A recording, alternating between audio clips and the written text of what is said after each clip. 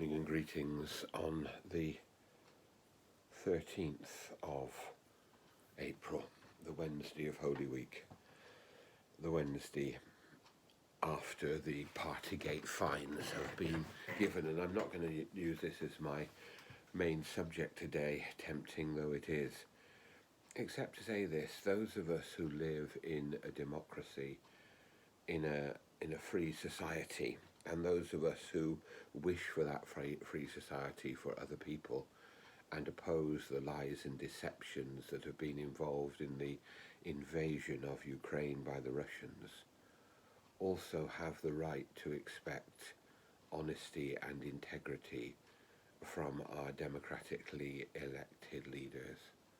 Our whole constitution depends upon people telling the truth and facing the consequences if they don't. But I want to think again about the gospel. At the Last Supper, after Judas Iscariot has left them, Jesus says this: "Now the Son of Man has been glorified, and God has been glorified in him. If God has been glorified in him, God will glorify him in himself, and will glorify him at once." We are coming now to the central events of Holy Week, of the Easter Triduum, of the focus of human history. And yesterday I found a quotation from the writer Herbert McCabe, who I know very little about. But he is making a point about what happens in the death and resurrection of Jesus. He writes about it from the point of a Catholic, but he could write about it from the point of an Orthodox Christian, and indeed a Christian with Orthodox faith at any time.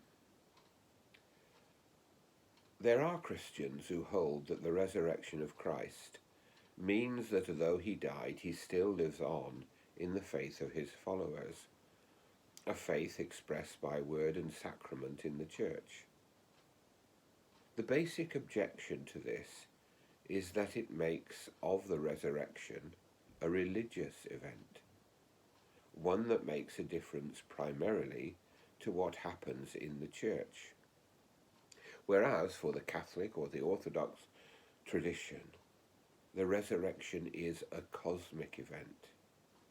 It means that Christ is present in the whole world, whether believers or not. The resurrection means not just that a church was founded, it means that the world was different.